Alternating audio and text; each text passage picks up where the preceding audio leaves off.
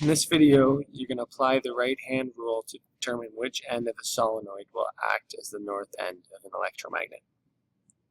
So, just a quick review of what we've talked about in class so far.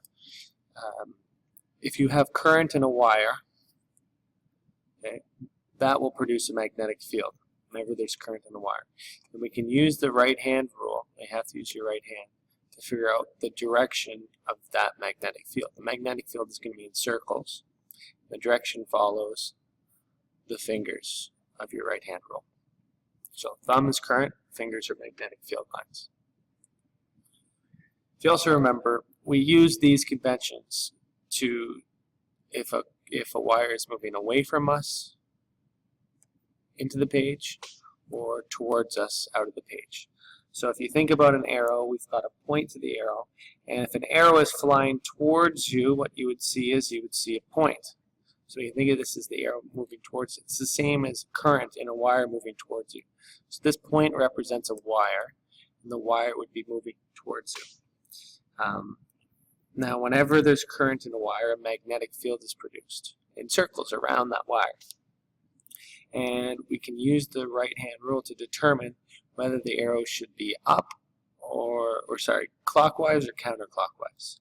So if we go back, think about our right-hand rule. If the current is up, so this will be your thumb, it's going to point towards you at this point. So you should put your hand on the page, and your thumb is pointing towards you, and your curls or your fingers would curl in the direction of the magnetic field. So thumb towards you, fingers curl in this direction. So just make sure you can do that. If we look at an X, this represents a wire where the current is moving away from you. So think of someone shooting an arrow. The arrow is moving, or if you're shooting an arrow, and the arrow is flying away from you, you would see these tail feathers. You'd see the X flying away from you. So again, it creates a magnetic field in circles, and now your thumb should be on the page, and with your thumb on the page produces a magnetic field, in this direction. Okay, so if you notice here, we're going to have we have a magnetic field from this wire that points to the left, magnetic field from this wire that points to the left as well. So in this middle region, we have a strong magnetic field to the left. You can almost think of this as two vectors adding together, where we're going to have a strong magnetic field. Okay. Now, if we were somehow to take a loop of wire, so think of this as a wire, and put a current in that wire. In this current, we're going to say there's no resistance in this wire, so this current, so the electrons are just going to flow around and around and around this wire. What would be the magnetic field produced by this wire? So you can think of the right-hand rule. If you can visualize the right-hand rule, you'll see, okay, my thumb at this point would be pointing away, or into the page, and it would create maybe magnetic field lines in this direction. And now the current is coming back around, and at this point the current is coming back towards us, so I can represent that by a dot, and the magnetic field lines that location. If that was confusing, maybe let's look at this. At this part of the wire, if I were just to look at this chunk of the wire right here, and I'd say, which way is the current moving? Away from you or towards you? You might say, well, the current is moving away from me, and we can represent that with an X. Whereas here, the current comes back and around, and at this point, it's coming more towards us. Okay, so similar to before, if I have an X and a dot, we drew the magnetic fields that would be created from that X and the dot. Might see that the magnetic field that's going to be created by this, and I'll just draw a couple loops so that we can see it easier.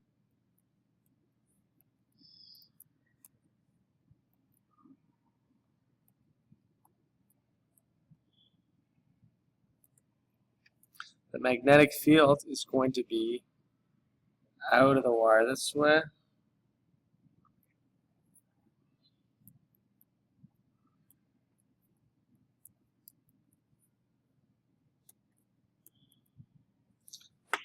Okay, so a loop of wire, if I just look at these 2 points, a loop of wire is going to have the same magnetic field as two straight wires, one moving away from us and one moving towards us. And you can rotate this loop. You can rotate this loop and look at it in any direction. You'll still see that the magnetic field is going to be pointing in this direction, to the left, and this direction, to the right. Okay.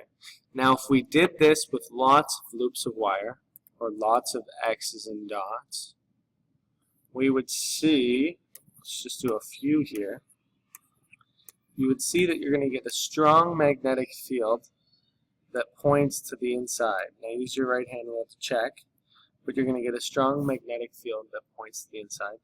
In between these two,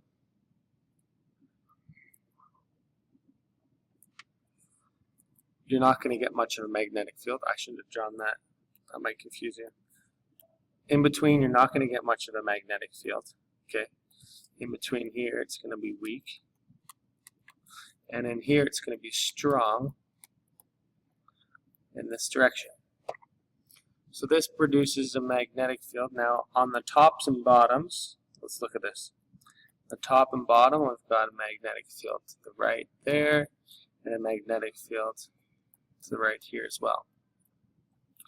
So the general magnetic field lines that it's going to create would be 2 loops that loop around in this direction.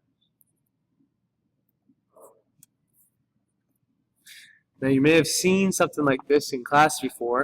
It looks very similar to the magnetic field of a bar magnet. So here's a bar magnet where I have a north end and a south end. The magnetic field lines come out of the north. And here would be a loop of wire. A loop of wire, it looks like there's similar magnetic field lines.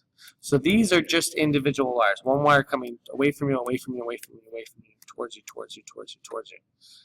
But similar that we were able to say, okay, one circle of wire would have a very similar magnetic field to an X and a dot.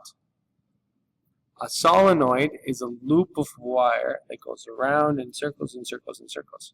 And if we think about current moving in this wire, current is going to go up. And if you can use your right hand rule and you might be able to figure out the direction of the magnetic field. But at this point, the current of the wire is going to be moving towards us, so I'll represent that with the dot. And at this point, the current of the wire is going to be moving away from you. So follow towards you, then away from you. Then towards you, and then away from you. Towards you, away from you, and so on and so forth. So a solenoid, or if you took a wire and you wrapped it around in a formation like this, is going to have the same magnetic field that would be represented if I had a row of wires with current in them moving towards me, and then a row of wires with current moving away. So each one of these produces a magnetic field, or I should say this wire produces a magnetic field, and I can figure out the direction of that magnetic field using my right hand. So use your right hand there, you'll see, okay, it's going to be moving in counterclockwise direction. And I'll do one more over here. You could do this for every wire if you need to. And my X's, right hand rule says it's going to be moving the other way. So you don't have to do this for every, made a mistake here. Should go in this direction and this direction. So what you'll notice is that there's inside,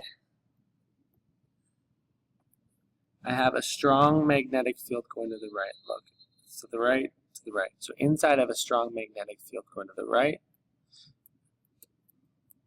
And then outside, look at these two arrows. The magnetic field is going to be going in this direction. So it makes a full loop.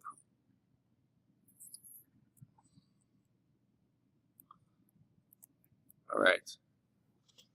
So again, a solenoid, if you have current going through a wire and you wrap that wire around in coils, the magnetic field that's produced is very similar to that of this bar magnet. So this is useful. This is useful for us. Now, we've got to figure out which end of this acts as the north end of a magnet. Well, if you remember, magnetic field lines come out of the north end. So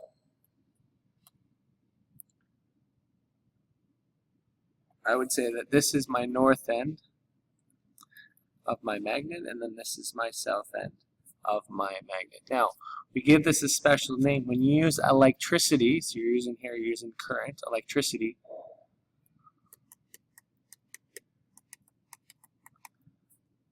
to produce magnetic fields, we give this a name called electromagnetism,